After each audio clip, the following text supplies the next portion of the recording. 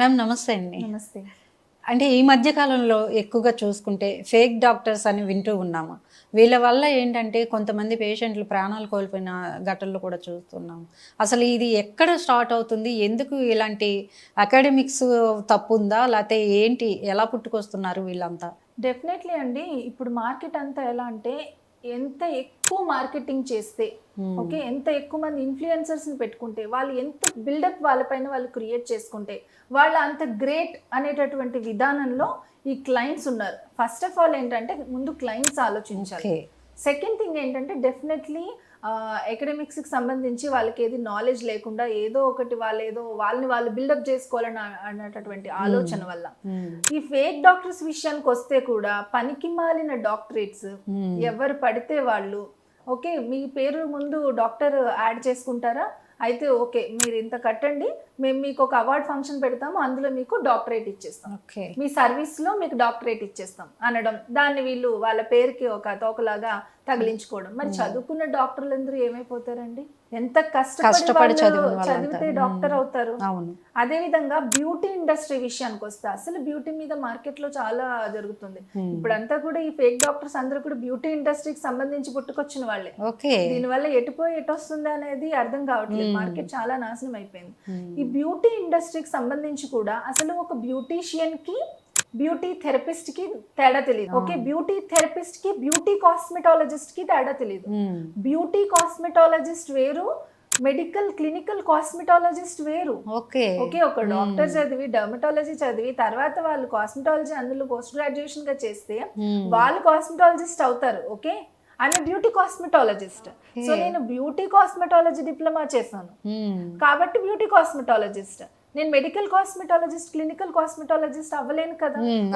Diploma in clinical cosmetology నేను అది కూడా చేశాను, but I'm not a clinical cosmetologist. Okay, and అదే విధంగా ఎస్థెటిషియన్ ఈజ్ డిఫరెంట్. అండ్ ఇలా ఈ విధంగా ట్రైకాలజీ కూడా బ్యూటీ ట్రైకాలజీ వేరే ఉంటుంది, మెడికల్ ట్రైకాలజిస్ట్ కూడా వేరే ఉంటారు. సో ఈ వేరియేషన్స్ లేకుండా ఎవరు పడితే వాళ్ళు ఏది పడితే అది డిగ్రీ ఒకటి తోక తగిలించేసుకుని డాక్టర్, అండ్ ఆ తర్వాత ఈ ఫేక్ డాక్టర్స్ వాళ్ళు తయారు చేసేసుకోవడం, ఇష్టం వచ్చినట్టు వేసేసుకోవడం. ఎందుకంటే ఇప్పుడు బాగా వచ్చేసాయి కాబట్టి ఇలాంటివన్నీ కూడా. ఇది 100% రాంగ్.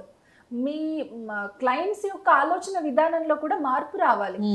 ఎవరికైతే బాగా అనుభవం ఉంటుందో, ఎన్నో సంవత్సరాలు బట్టి సర్వీస్ ఇస్తున్నారో అది ఇంపార్టెన్స్ వదిలేసి, ఎవరైతే ఇన్ఫ్లుయెన్సర్స్ ని పెట్టి మార్కెట్ చేయిస్తున్నారో, ఎవరైతే వాళ్ళ ఇన్స్టాగ్రామ్ పేజ్ ని బాగా అందంగా డిజైన్ చేసుకుంటారో, ఎవరైతే వాళ్ళ వెబ్సైట్ ని బాగా డిజైన్ చేసుకుంటారో అవే చాలా గొప్ప క్లినిక్స్, అవే చాలా గొప్ప సలూన్స్, అవే చాలా గొప్ప అకాడమీస్ అనేటటువంటి అభిప్రాయంలో ఉన్నారు. అంతేగాని ఇప్పుడు ఒక అకాడమిక్స్ లోనే తీసుకోండి, ఎందుకంటే నాది బ్యూటీ ఇండస్ట్రీ కాబట్టి నేను అకాడమిక్ ఇండస్ట్రీ కాబట్టి ఒక అకాడమిషియన్ గా నేను దీని గురించి మాట్లాడతాను. సో అకాడమిక్స్ గురించే తీసుకోండి, ఎన్ని అకాడమీస్ అందుకే ఎన్నో అకాడమీస్ పుట్టుకొస్తున్నాయి. వీళ్ళందరూ అసలు ఎక్కడి నుంచి వస్తున్నారు? నేను పర్టికులర్ గా ఒక్కరిని బ్లేమ్ చేయాలని అయితే అనట్లేదు. మీరే ఆలోచించండి. ఒక సబ్జెక్ట్ నేర్చుకోవాలి అని అంటే ముందు ఆ సబ్జెక్ట్ టీచ్ చేసేటటువంటి వాళ్ళకి ఆ సబ్జెక్ట్ మీద పూర్తి అవగాహన ఉండాలి. ఆ తర్వాత వాళ్ళకి దానిపైన అనుభవం కూడా బాగా ఉండాలి. ట్రైనింగ్ ఇచ్చేటటువంటి స్కిల్స్ కూడా ఉండాలి. ఏం లేకుండా పెద్ద హాల్, కొన్ని చైర్స్, షాన్లియర్స్, డిజైన్, పెద్ద ఎల్ఈడి టీవీ, ఈ బిల్డప్, స్టాఫ్ కంత బ్లేజర్స్, యూనిఫామ్స్ ఉన్నంత మాత్రాన వాళ్ళు గొప్ప అకాడమిషియన్ అయిపోరు. ఓకే, సో వాళ్ళకి కావాల్సింది ఏంటంటే సబ్జెక్ట్ ని ప్రాపర్ గా టీచ్ చేయడానికి ముందు నాలెడ్జ్ కావాలి. ముందు టీచ్ చేసే వాళ్ళకి ఇంగ్లీష్ ఫ్లూయెన్సీ ఉండదు, వాళ్ళు బేసిక్ ఎడ్యుకేషన్ ఉండదు. 7th class 8th class 9th class చదువుకున్న వాళ్ళు కూడా ఒక పెద్ద బ్యూటీ అకాడమీ స్టార్ట్ చేస్తారు. సో ప్లీజ్ డోంట్ మైండ్, నేను ఎవరినైనా అన్నానని పర్టికులర్ గా అని హర్ట్ అవ్వద్దు, కానీ నిజానికి జరుగుతున్నది నీకు తెలిసింది ఇంత అయితే నువ్వు తెలిసిన దాన్ని ఇంతలో నువ్వు చెప్పడం నీకు చేత కానప్పుడు నీకు అందులో సగం కూడా నేర్పించలేవు. దాన్ని నేర్చుకున్న వాళ్ళు ఇమీడియట్ గా ఒక అకాడమీ స్టార్ట్ చేస్తే వాళ్ళు అందులో పావుల వంతు కూడా నేర్పలేరు. సో మార్కెట్ కి సబ్జెక్ట్ ఏమైపోతుంది? రాంగ్ వెళ్ళిపోతుంది. అప్పుడు వాళ్ళకి ఏమొస్తుంది? ఒక ఆవిడ ట్రాన్స్లూసెంట్ పౌడర్ అనేటటువంటి ఒక పదం పలకలేక ఆవిడ ట్రాన్స్లేషన్ పౌడర్ అని చెప్పి, ఓకే, అది ఎంతవరకు కరెక్ట్? సో అంటే స్టూడెంట్ కూడా అలానే రాసుకుంటారు, స్టూడెంట్ కూడా అలానే నేర్చుకుంటారుగా. సో సబ్జెక్ట్ అక్కడ రాంగ్ వెళ్తుంది.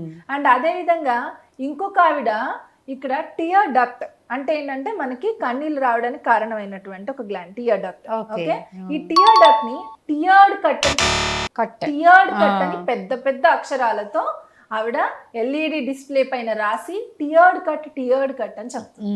ఇది ఎంత వరకు కరెక్ట్?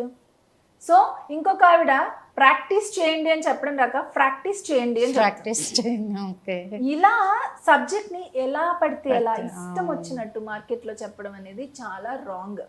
ఇంకొకటి, ఒకటి నేర్చుకుంటే ముందు దాన్ని బాగా ప్రాక్టీస్ చేసి దాని మీద పూర్తి అవగాహన వచ్చి అనుభవం వచ్చిన తర్వాత అప్పుడు ట్రైనింగ్ స్టార్ట్ చేయాలి. అదే విధంగా ఒక మెడికల్ షాప్ వాడు ఉన్నాడు. ఓకే, మందులన్నిటి గురించి ఆ మెడికల్ షాప్ అతనికి పూర్తి నాలెడ్జ్ ఉంటుంది. ఓకే, కానీ అతను డాక్టర్ అవ్వగలడా? అవ్వలేడు. అతను వైద్యం చేస్తే ఊరుకుంటారా? అది రాంగ్ కదా. సో అదే విధంగా ప్రోడక్ట్స్ అమ్ముకునే షాప్ వాడు ఉంటాడు. హెయిర్ డ్రైయర్స్, మేకప్ బ్రషెస్ ఇవన్నీ అమ్ముకునేవాడు ఉంటాడు. అతను ట్రైనింగ్ ఇచ్చేస్తూ ఉంటాడు అనమాట.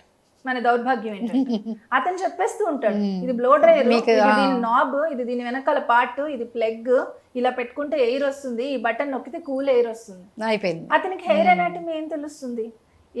ఎటువంటి సిచ్యువేషన్ లో హెయిర్ కి డ్రై ఎంత టెంపరేచర్ లో యూజ్ చేయాలి, సో ఒకవేళ హెయిర్ వీక్ గా ఉంటే ఏం చేయాలి, పోరస్ గా ఉంటే ఏం చేయాలి, నాలెడ్జ్ ఉంటుందా? నాలెడ్జ్ ఉంటుంది, కానీ అతను ట్రైనింగ్ ఇచ్చేస్తాడు. సో ఇలా వెళ్తున్నటువంటి నేపథ్యంలో చీప్ గా ఎవరు నేర్పిస్తే, బిల్డప్ ఎవరు బాగా ఇస్తే వాళ్ళు గ్రేట్. మీరు కూడా కొంచెం ఆలోచన ధోరణి మార్చుకోవాలండి. నేను బ్యూటీ ఇండస్ట్రీలోకి ఫ్రెష్ గా అడుగు పెట్టబోయే వాళ్ళకి సజెషన్ ఇవ్వాలని అనుకుంటున్నాను. ఇప్పుడు ఒక సర్వీస్ ఉంటుంది, ఆ సర్వీస్ మనం చేయించుకోవాలి. ఓకే, దానికి మనకు ఒక 5,000 ఖర్చు ఉంటుంది. ఫర్ ఎగ్జాంపుల్ హైడ్రా ఫేషియల్ తీసుకుందాం. ఓకే, 5,000 ఒక హైడ్రా ఫేషియల్ కాస్ట్. ఈ 5,000 వర్త్ ఉన్నటువంటి హైడ్రా ఫేషియల్ చేయించుకోవాలి అని అంటే నేర్చుకోవడానికి కనీసం 5,000 కు దాని ఎంఆర్పి కూడా ఖర్చు పెట్టలేరు.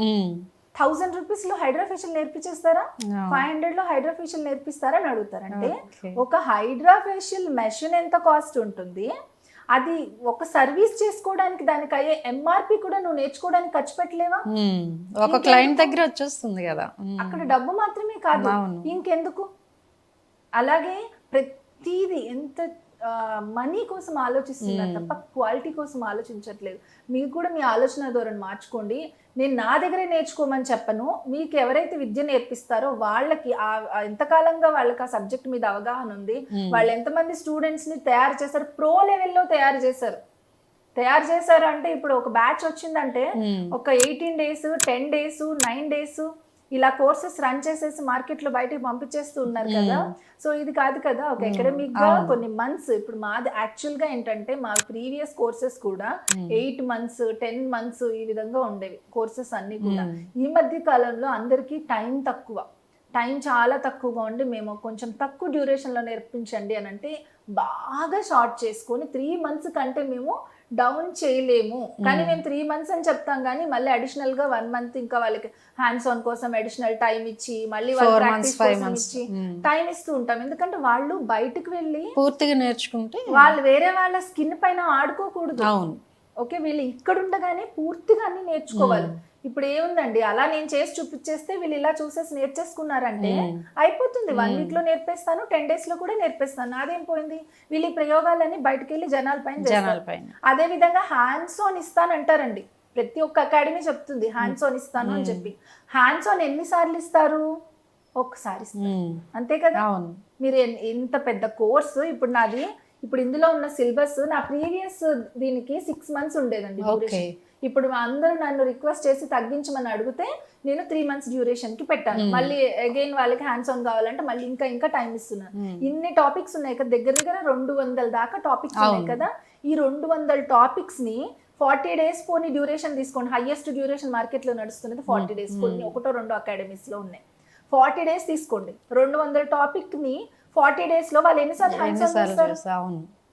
అసలు నాకు 3 months ఇచ్చినా కూడా సరిపోదు. అందుకని నేను అడిషనల్ ఇంకా వాళ్ళకి ఇచ్చి మీరు ప్రాక్టీస్ చేయండి అని చెప్తాను. ప్రతి ఒక్క ప్రోడక్ట్ వాళ్ళకి ప్రొవైడ్ చేసి వాళ్ళకి దగ్గరుండి అర్థమయ్యే విధంగా చెప్పి, రాకపోతే 1-4 సార్లు పెట్టి నేర్పిస్తాను. నేను ఛాలెంజ్ చేస్తాను, the best academy Soundarya Lahari is always the best academy. నా దగ్గర నేర్చుకున్నటువంటి స్టూడెంట్ ఒకసారి బయటకు వెళ్ళిన తర్వాత వెనక్కి తిరిగి చూసుకునే పని లేదు. నాకు ఇది రాలేదు, నాకు మేడం ఇది చెప్పలేదు, అయ్యో ఇదేంటి అనే ఆలోచించే సిచ్యువేషన్ నా స్టూడెంట్కి ఏనాడు కలగదు. వాళ్ళకి ఏదైతే సిలబస్లో ఉందో దానికి 1000 రెట్లు ఎక్కువగా వాళ్ళకి ప్రతిదీ కూడా నేర్పించడం అనేది నా స్పెషాలిటీ.